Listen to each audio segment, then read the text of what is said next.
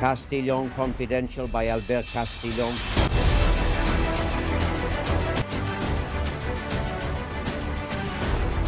Welcome. How's everyone doing? We have breaking news and we're going to share it so that Sanchez, Marlaska, and the entire government can't say again that they didn't know what was going to happen, that they weren't informed.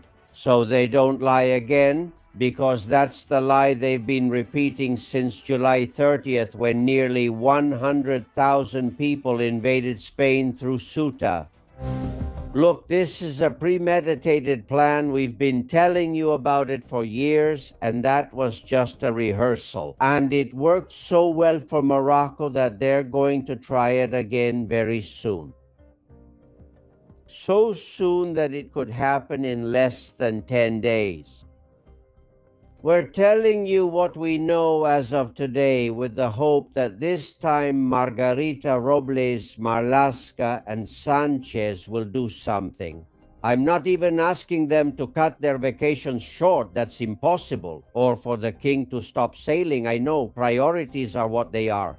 But at least the people of Ceuta shouldn't have to go through another invasion, shouldn't have to be afraid, and should be protected.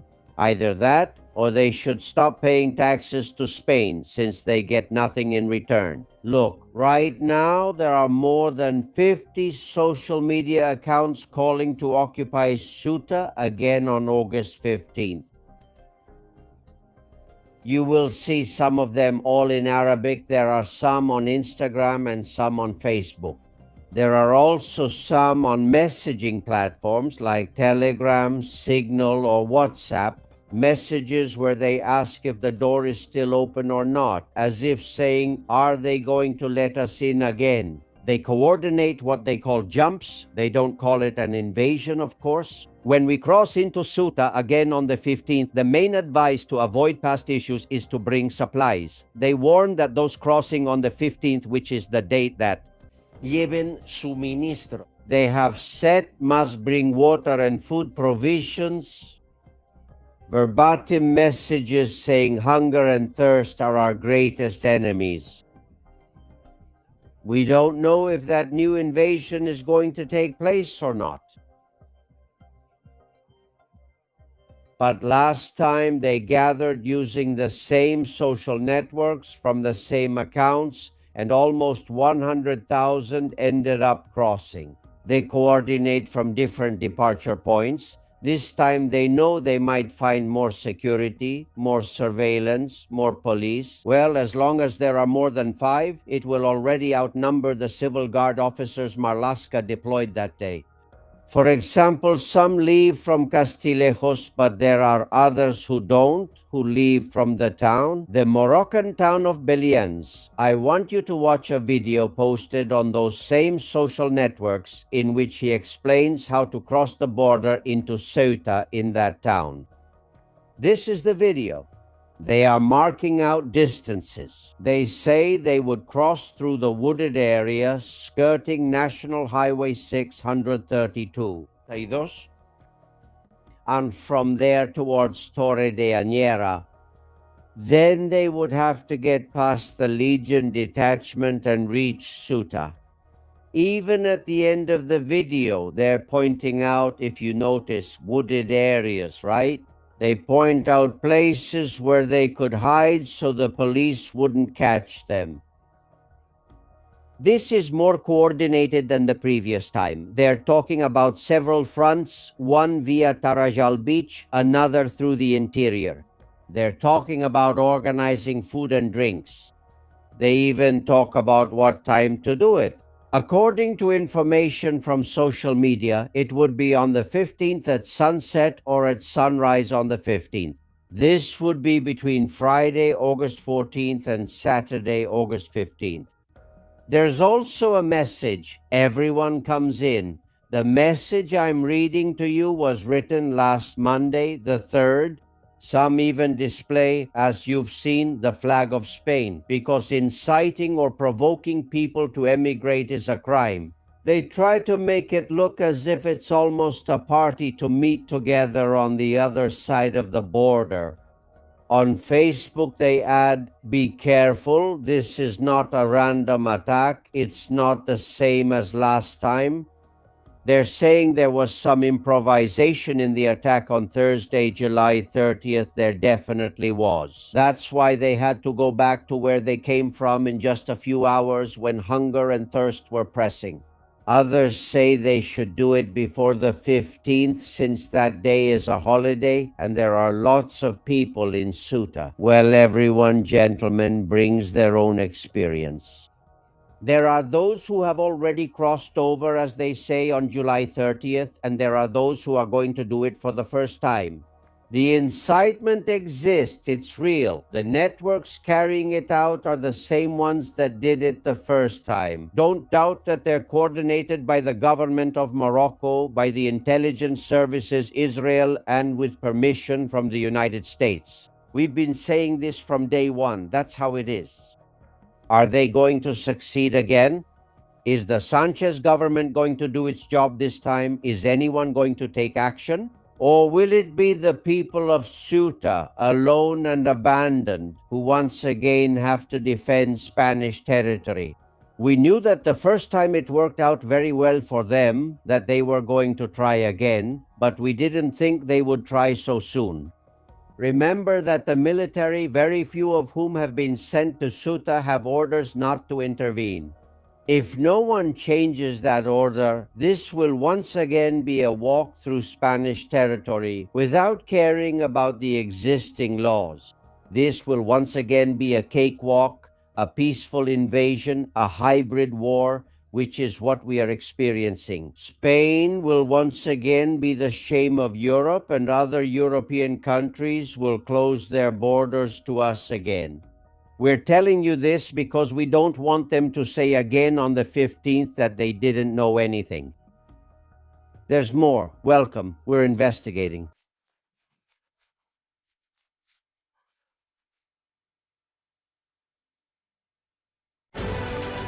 Castillon Confidential by Albert Castillon.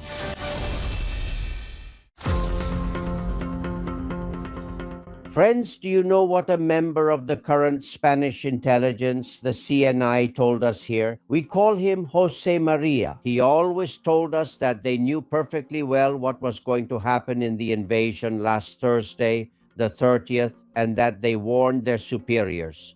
Listen. For the past 5 or 6 days, a week, it has been reported again that this new invasion planned by Morocco was going to happen in the coming days. So, it's not something that caught us by surprise. Both the Ministry of the Interior and the Ministry of Defense, as well as the Prime Minister's office, were aware of this. And also, let's never forget, nor leave it aside, because in these situations we also have to involve the head of state, because this gentleman can no longer be tolerated.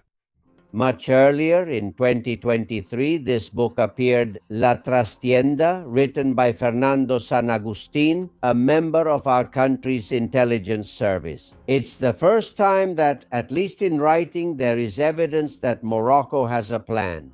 A very old plan from the time of Hassan II already existed, but it was a plan to take over Ceuta, Melilla, and later the Canary Islands. They call the plan Morocco 2030. Just over a year ago, Fernando San Agustín was on the show and we wanted to invite him back because now that plan has started, or at least that's how it feels. Mr. San Agustín, how are you? I'm very well, glad that you called me to talk about this, even though the topic is quite unfortunate. That time, when you received that information and reported it to your superiors, did they pay more attention to you than they do now, or not? Well, I think they didn't pay any attention at all.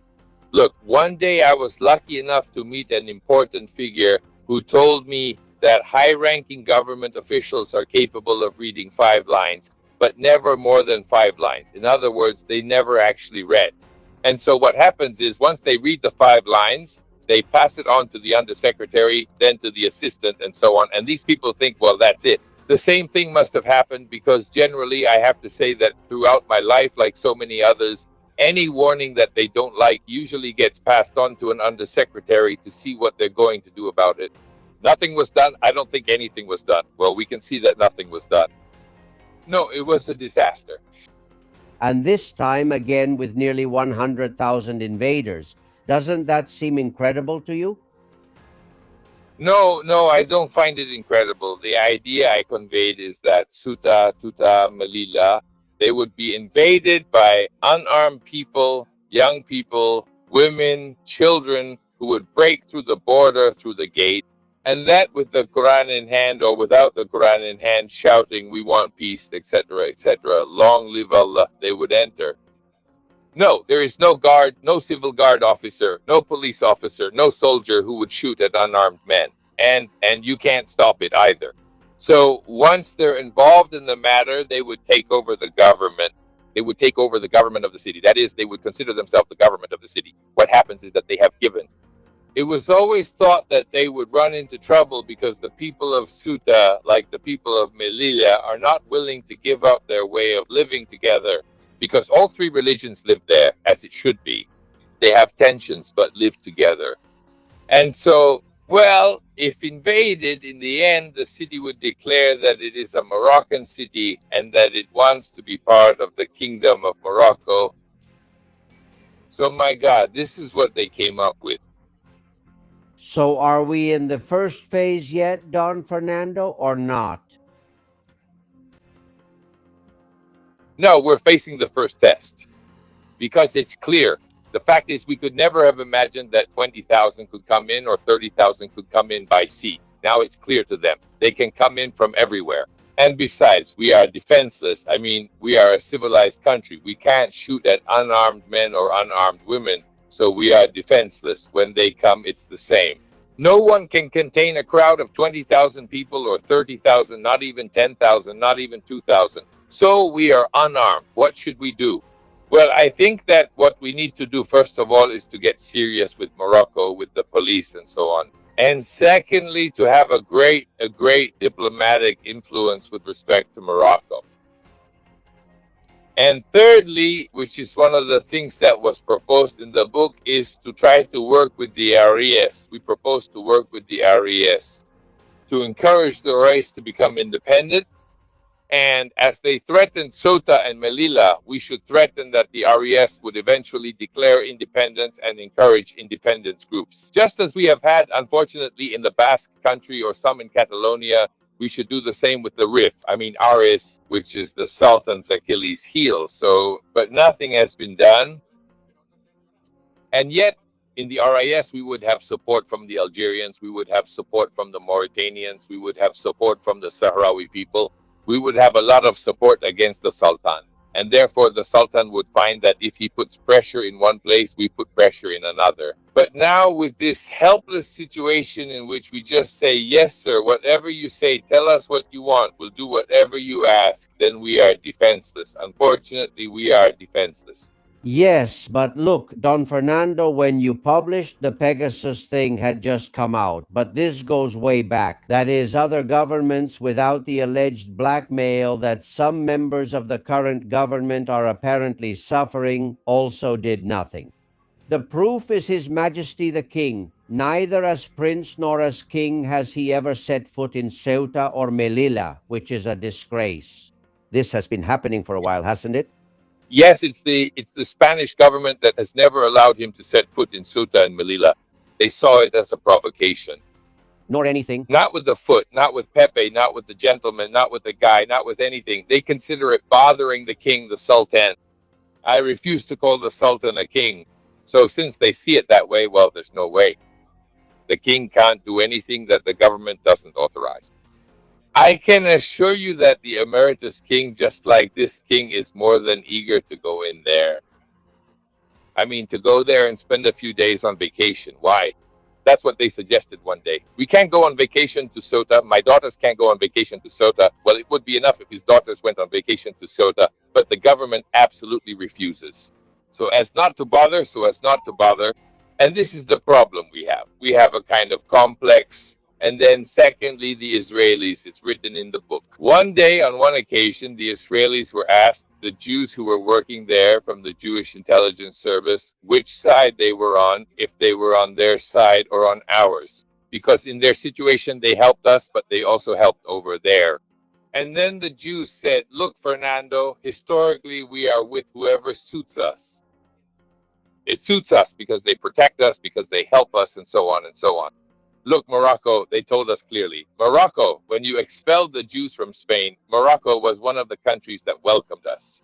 We have practically never faced any persecution. Morocco has never persecuted us. Morocco still supports us. And in Morocco, we have a gold mine. A gold mine, they buy from us, we sell, and so on and so on. Therefore, Israel is there right now because it is in their interest and also because the United States is there. And with that, naturally, they give the king, this sultan, the means to attack his enemy. Because this whole thing about traditional friendship is nonsense.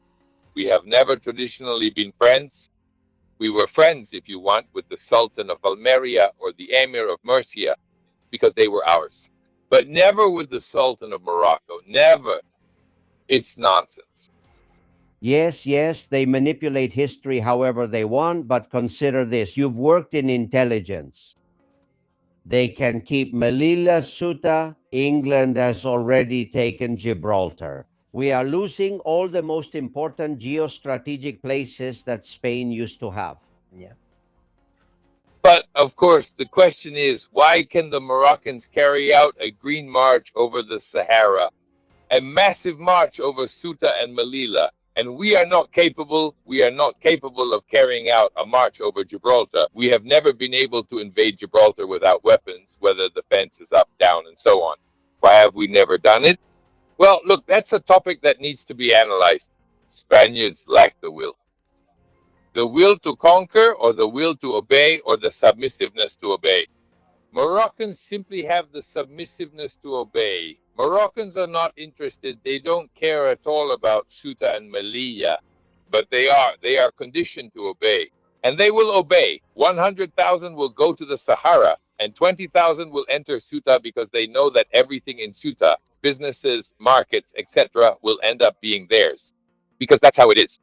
But it's a curious thing that we've always wanted to do because we've never managed to organize a green march on Gibraltar throughout history. Yes. Absolutely. And the Canary Islands too, because in your book you say that's the next target, right? And there it was considered simultaneous. The small islands were considered, not the big ones. Because really, what they wanted was to occupy those islands in order to divide up the waters, the territorial waters, the waters under sovereignty. Because deep down in those sovereign waters, there's a great wealth of many things, oil, whatever you can think of. But they were interested, and it was simultaneous. And the truth is that they have made real efforts to do it. What happens is that it's true they've had some difficulties, both with the arrival of the boats and stopping them on the coast, etc. Some difficulties. But the Sultan has a fixed idea, and I don't think he'll give it up. Sooner or later, but I think it will be at the same time. Therefore, the small islands, the ones closest to Mount Tropy, they've already taken them along with the territorial waters as they please. Yes. Exactly. And here, no one says anything. Exactly. Here, we just say to ourselves, exactly. Nothing is said. Apparently, there's a regulation that allows the Moroccan Coast Guard to tell Spanish fishermen that they can't fish in those waters, even when they're international waters or ours. And yet here there's a slight protest. But it's the same. They give in. When it's the English, they give in. The English say that we can't approach certain Gibraltarian waters because they're under the sovereignty of England. And they have no right to anything. But the thing is, we're a country whose governments have given in one after another. They've knelt down, they've bowed their heads to the ground just to say yes. I mean, I think we've come right up to the limit of indignity. We came close. Now, with this government, I think we've sunk into indignity. Mr. Fernando. And when is this plan supposed to happen? When do you think the Morocco 2030 plan will be implemented? Well, they say when the country is in a serious crisis. And really, just like what happened with the Green March, with Franco's death, in a Spain divided by struggles, by regions, by political fights, where the strength is really lost. And I think that at that moment, and it's very close because the possibility is near, I mean, the total crisis of the country is very close, absolute distrust. The government, the Spanish people see themselves as helpless, as the forests and mountains have been abandoned. Theoretically, even though there have been lots of complaints about the care of the forests, about the lack of reservoirs, about, I don't know, everything that was necessary to prevent fires has been forgotten. The Spanish people are disappointed with the government's handling of things. And therefore now when the government says something and tries to act a bit firm, a bit cocky and so on, people won't follow it. Perhaps the king's voice is all that's left because besides he doesn't have the same Bourbon ties. He's more Greek than Bourbon and he's a bit firmer. Well, he doesn't have as many ties as his father did, who had a certain bond with Hassan II, whom he called his brother, etc. Not this one. He doesn't bother with stories. He doesn't bother with stories and calls. And he's more inclined to face reality. I don't even think we'll see him. I hope we see him because so far there hasn't been a single gesture from His Majesty the King, not in this nor in anything else. No, he's not short on speeches. Of course, the thing is, it's true that he considers himself the embodiment of the Constitution. He respects the Constitution, but knows it's suffocating us. So it's difficult to combine both things. I understand it quite well, like so many others. And the last question. The World Cup could have changed everything. It's not a coincidence. And it's very important that in 2030, just when they wanted to incorporate Ceuta, Melilla, and the small Canary Islands, now they're organizing a World Cup. Spain invites them to participate, and we're almost giving them the final in Casablanca. That means that's the date to put an end to this plan. Yes, but it also has the opposite effect. The truth is that practically the only thing that has united people shouting for Spain and waving flags and so on has been soccer. Unfortunately, or rather fortunately, soccer creates a shared interest, a shared passion for Spain. And this could be something negative for Morocco because they might face real resistance, true resistance against that idea. A year before, I mean, because by 2030 it will already be too late, but a year before it will be. I think we have to hope that the king, His Majesty the King, or as someone close to the royal household said, at least the princesses will go spend a summer, go spend a few days as tourists. Melilla is a treasure, and they could go there to see the modernist architecture. Yes, but Fernando San Agustin told me that King Felipe once asked for his daughters to spend a summer in Ceuta and Melilla, and the government told him no. That they could deny or they could admit that the king's visit was not convenient in order not to upset the Sultan. But did he ask or did it actually happen? For example, his daughters could go to see Melilla's modernist architecture or the characteristics of Ceuta. They could go for a visit, just like they've been to so many places, but they said no. It turns out that governments, especially this one, see it as a provocation. Damn, provoke, let's provoke for once already, because of course this is difficult. It's just that I get irritated, sorry. It irritates me, I get irritated. Gentlemen, it's a prophetic book that you can still find. La Trastienda, the Morocco 2030 plan. It's magnificent. Fernando San Agustin, I caught you right in the middle of your vacation between Calas and the Costa Brava, so I'll let you enjoy and thank you very much for your time. Thank you, Alberto. Thank you. Big hug. Hugs, big hug. Thank you. Castillon Confidencial by Albert Castillon. 593,9,159,304.91 completely trustworthy. It's very curious how different they are, isn't it, politicians in both countries? Morocco, which is an autocracy, a dictatorship, has this man you're seeing as its prime minister, Aziz Akanouch, a billionaire. According to Forbes magazine, he has $1.6 billion. A huge amount. He's had it through his family for years. His family has been importing and exporting gas and oil. They've been doing business since the 1950s. Very good friends with Mohammed VI, of course. He's probably a partner in his companies. It's very common there for anything involving money to be linked to the royal family, right? But he's done something I would have liked to see Sanchez do. He went on vacation to Mallorca. Funny how life works. A Russian would never spend their vacation in Ukraine at their worst enemy's house. Well, here, that's exactly what happens. Here, it's Morocco and Spain, Spain and Morocco. Morocco is our worst enemy. If you're from the Pisawi, you can spend your vacation wherever you want without any problem. This man went to Formentor, specifically to this complex you're seeing, Four Seasons, in Formentor. He arrived by private plane with friends and family, and 48 hours later, he got a call from Mohammed VI.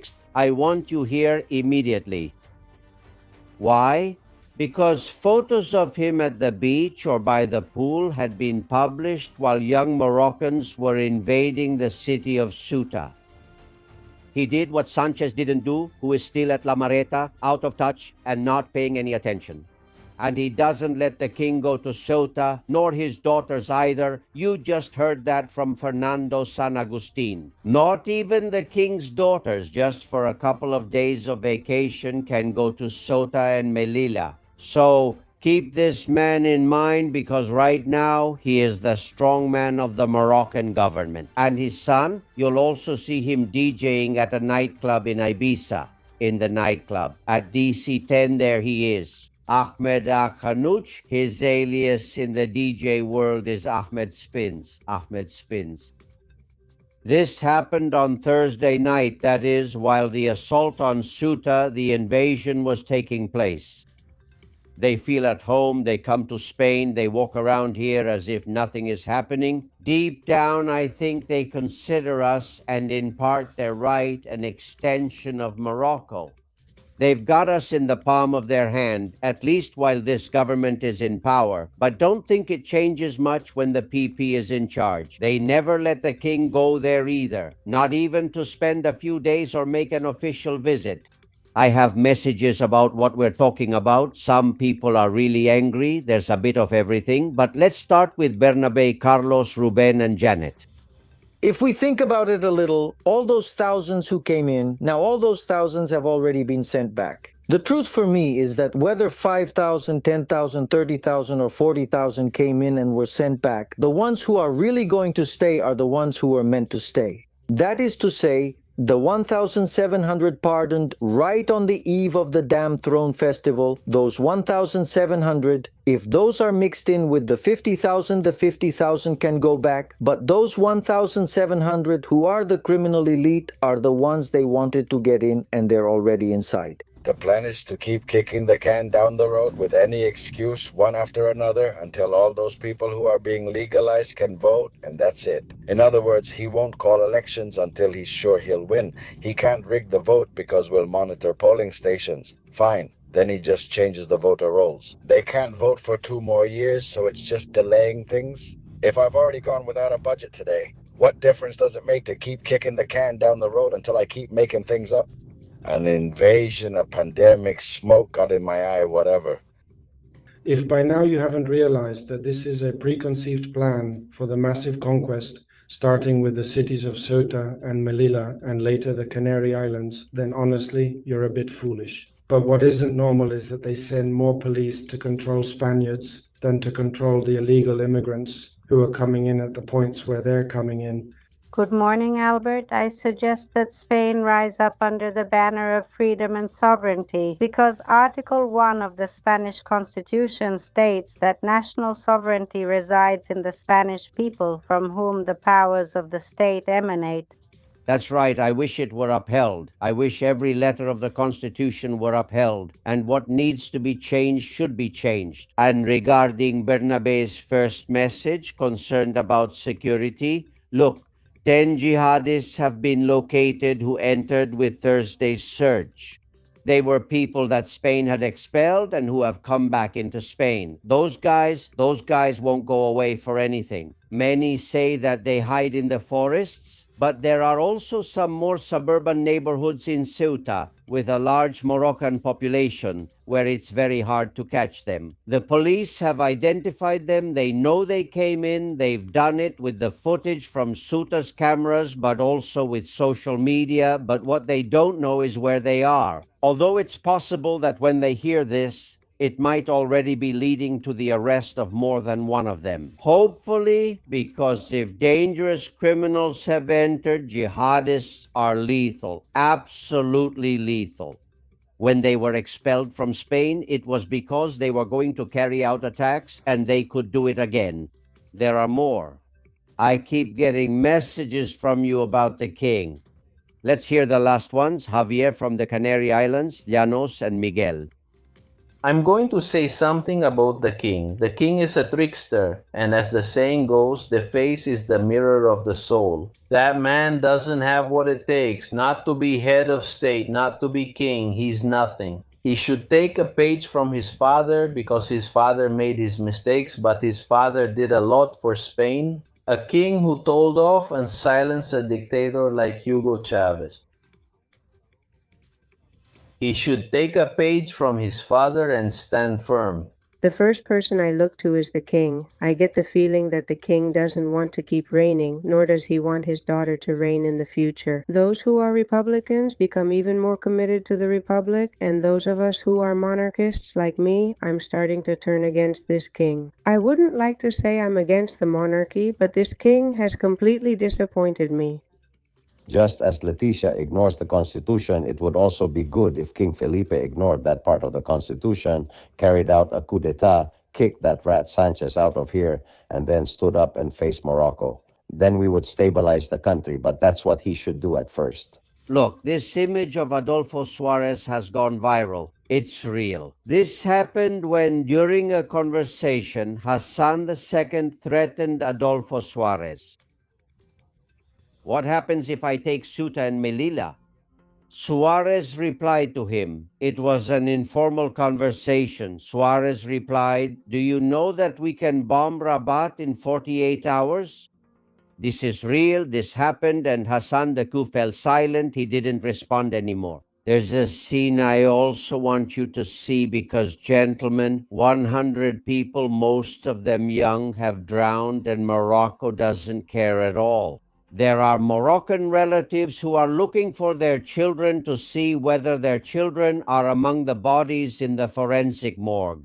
The civil guard, who were very few when the invasion happened, saved many lives, and I understand that. You're there, what do you do, right? You're not going to let them drown. Please look at this scene.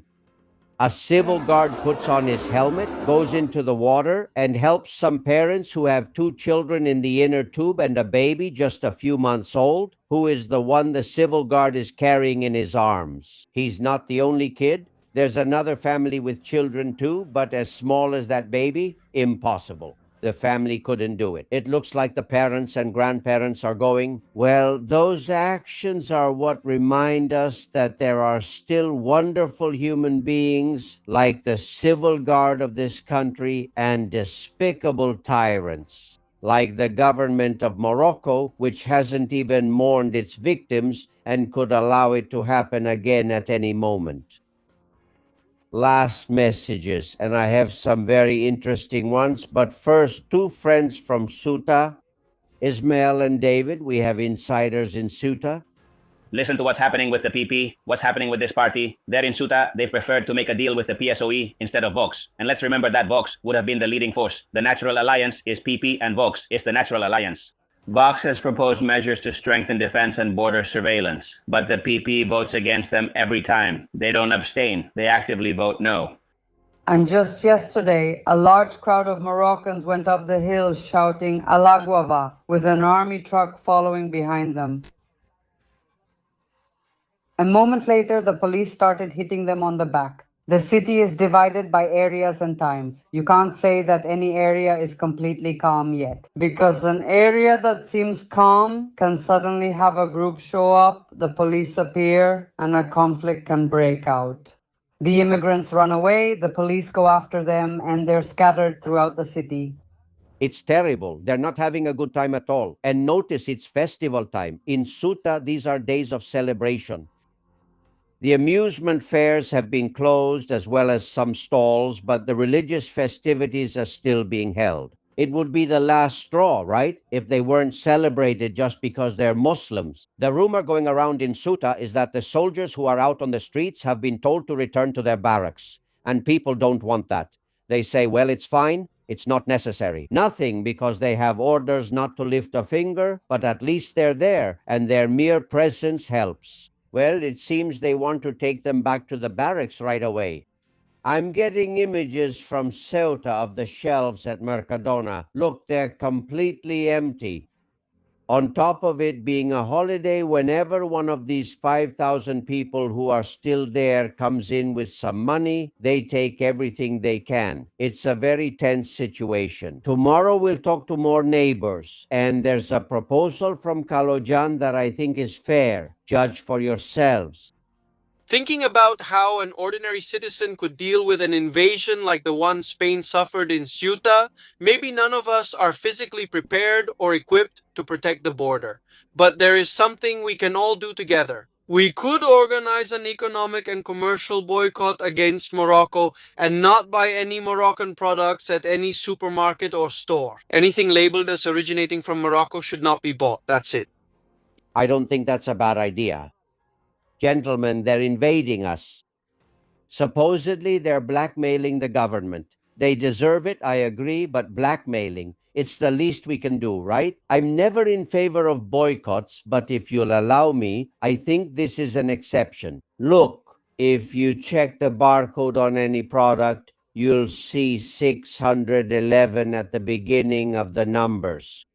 That means it's from Morocco, although you know that sometimes it's labeled here, sold there, everything changes. But there's a campaign, you're seeing it, that wants to call for that boycott by focusing on the 611. If it's 611, everyone can do what they want. I would be in favor of responding in kind. More fraguas. Fraguas is absolutely right. We've gone from being fraguas. Hemos pasado de ser from being the best country in the world and winning the World Cup to letting anyone invade us. Isn't it also striking that after winning the World Cup, everyone started talking about Spain, and Spain had the best international image it had had in almost 2 centuries? Surprisingly, within a week, that was erased and replaced with a new image. You're so right, my friend, and we've received a message from Morocco. I really like that YouTube can reach every corner of the world, and people from Morocco watch it too and understand it, even though we don't do the show in French or in Arabic either. But there are many people who live there who have been to Spain and who love Spain. We're going to leave out the person's name because that's what they asked me to do. And they explained it to me perfectly. Perfectly what life is like in Morocco and what he thinks. Listen. Hello, good morning. Well, yes, I am following our confidential program with Mr. Castillo. I love your program. Both he and Rene Assistado, Jovevo, I love it because I am half Spanish and half Moroccan. My daughter lives in the Basque country. My ex was Spanish and my daughter is in the Basque country in Euskadi then. What I mean is, this is what Spanish politics has been doing for a long time, giving papers to everyone because Spain is full of African immigrants from all over the world, Pakistanis, Indians. That's why Spain doesn't move forward. Spain just takes anyone. That's why a lot of people go there. They always have hope that they'll get their papers in Spain. Spain is the most fake country. Notice the favors they do for others? See how it ends up badly for you? Well, for my part, we need to turn off the tap. No papers, no nothing. Spain needs informed people, not ignorant people. And about the Muslims and Moroccans, I just want to give you one piece of advice. When we go there to Spain, we don't go with good intentions. I'm telling you this from my own experience, but now I've changed a lot. I'm already 50 years old. I'm old now. When we go there, we go with hatred towards you. That's why you see how our kids behave. They behave terribly. Because from a young age here, they were brainwashed with the Bible, with the Quran. That's not all. That the Jews and the Christians can't be trusted. That's it. That's it. That's why I don't have hope. In us, that you have hope in Latin Americans or in other Europeans, but the Muslim will never be loyal to a Christian. Never. Also, please, I don't want you to put my name there or anything. Security in case there are reprisals. What you say is very interesting. We are never going to convince them. They indoctrinate them from childhood to be against us for being Christians. And I'll stick with the first thing you said, that a Moroccan would say national priority, which is what you said. You accept too many, you give too many citizenships or passports. I think it's a great lesson. Thank you, my friend. Thank you for saying what you think from Morocco, and keep sending us voice messages. That way we can see what's happening on the other side. Well, latest messages from Manel and Mark about Sanchez. I'm still intrigued. What's going on between Pedro Sanchez and the King of Morocco? They seem like two lovers with each other. Whenever he opens his mouth, the other just goes along with whatever is needed. And on top of that, the European Union gives money to Morocco. But come on, where have you ever seen Morocco being a member of the European Union? Blackmailers. They're blackmailers, cheaters, and liars. What a shameful bunch of politicians. Both the right and the left are the same. I'm going to address the issue of Ceuta and Melilla very easily, given the inactivity, inefficiency, and negligence of this government. They're all traitors because they've invaded Spanish territory, period. The rest is beside the point. The latest messages are in the newsroom. Susana Gas, tell us. How are you, Albert? Well, we're very happy here in the Castillon Confidential Newsroom because we already have 350,000 confidenciales who are here every day on the front lines listening to the podcast, and we think we have to go for many more, of course, right? Up to 400,000 to start with. We have to encourage them. Of course, we have to share. For example, the opinions in this case from 19 say that all we do is pay for the golden retirements of politicians. And honestly, we're fed up. Tony says that Sanchez is swimming, Felipe is sailing, and Spain is sinking.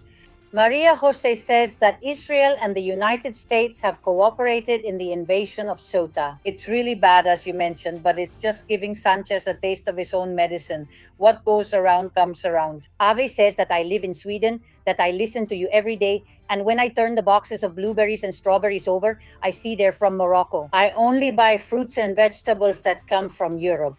Also, Diego says, when will there be a patriotic fleet to Ceuta and Melilla? That would be great. Rosa says she totally agrees with you. When I saw the Minister of Agriculture at the Moroccan party with Felipe Gonzalez and other undesirable people who showed their true colors and their mission for Morocco, it was a total disappointment. Carmen says that's very true, Albert. The worst enemy is at home. And we're going to leave it here, Albert, but it is important, very important, that you follow us on all social media over the next few days. Well, and there's a website, CastillonConfidential.com, where there's an online store. Yes. By the way, the t-shirt you're wearing is from Confesiones Confidenciales, your show, doing a bit of advertising here, right? Well, we're making the most of it with this pink women's t-shirt. Hey, but since we're at it, since you're giving me the chance, of course, we also have it in white, which is really pretty. And if I put it on... It resembles a home shopping show. And to top it off, I even have the little cap. And if you insist, well, you have to make the most of it, my friends. This doesn't happen every day. We have this wonderful little bag to take to the beach. Where can we find it? At castillonconfidential.com/store. Or you can also see it here. You're seeing the phone number. Call, and get this one. Hey. Do you still have fans left or not anymore? Fans, of course.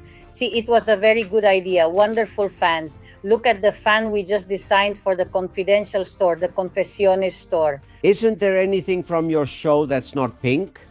Well, yes, the white t-shirt I showed you, ladies and gentlemen. No, leave it. Thank you. We have all the sizes, friends. Thank you. We'll call you later. Well, that's the information from the newsroom. Thank you. By the way, congratulations to Messi. Yes, he has done something that I think honors him. He has donated 80,000 euros for the reconstruction of the Sierra de Madrid after the fires. He doesn't have to do it. He doesn't play for any Spanish team. We just beat him in the World Cup, and he donates 80,000 euros. Hey, hats off to Messi, because I think it's a great gesture. That will make me forget some of the lies and kicks he gave in the World Cup. Now I like him more. Well, gentlemen, last messages, and they have to be funny because we have to leave with a smile. Otherwise, we'll end on a terrible note. Enrique sends me the new playlist, favorite music of the Tyrant of Moncloa. Don't miss it. Hello, commoners. Today I'm going to tell you about a playlist I've created for these days when I'm going on vacation at your expense. It's called Screw You, Poor People. It starts with the Moroccan national anthem because I share it with Mohammed VI, just like the state secrets of Spain and the videos from my father-in-law's sauna. And well, that's it. I hope you enjoy it. Nazis, have a good summer. If your crappy salaries, the taxes I've ruthlessly raised, and inflation allow you to, goodbye, losers. It's really uplifting to listen to him. Juan Carlos sends me this photo, which is the typical photo you take during your military service. And there, as legionnaires, you can see Marlaska, Margarita Robles. Margarita Robles, have you noticed that nothing looks good on her? No matter what she wears, no matter how she dresses, it looks terrible on her. Well, Minister Oscar Gutanan Sanchez, that's a good photo, he says. Ceuta border, and then Froy Lannister, gentlemen, at the border. Enrique sends it too. Notice how there is a very selective border control. Look. Hello, there is Papatero with the jewels. Will they let him through? Hi, how are you? 6 more are coming. It's Coldo with suitcases. Where is my Prince Zapatero? I have a gift for him. Delcy Rodriguez. Everyone, since I already have 5 weeks of vacation at the mansion. Leire is there. Everyone is there. And Bolaños, loaded with Bolaños. Hurry. I'm coming. Avalos. Tasty little lettuces. Tasty little lettuces. A sack with 5 million has gone missing. Do we have European funds?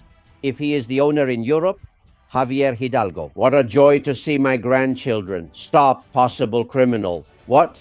Hey, I haven't done anything. They had the old lady. This is what happens in Spain. That's exactly it. Nothing more, nothing less. We don't take anything away from it. Fronteras que propone Saku, cuidado que puede ser muy efectivo. Un cerdo.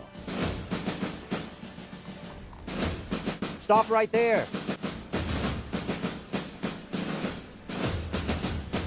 He points with a ham. They set up a checkpoint there. Torrente and Coldo with, well, what a shame, gentlemen. Tomorrow I'll be waiting for you here in the trench. Thank you for spending another summer together.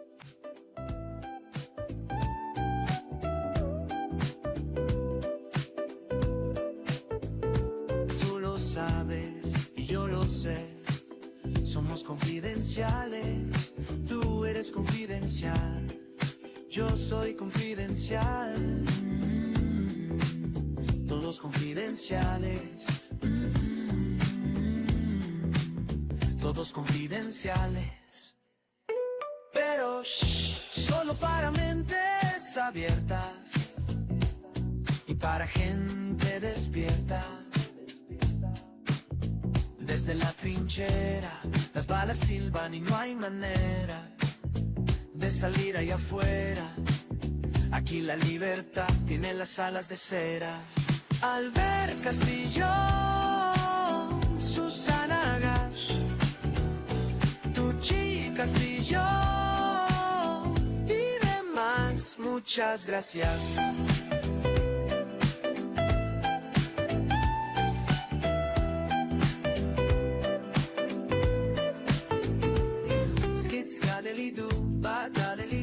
Con esto y un bizcocho. Hasta mañana a las 8.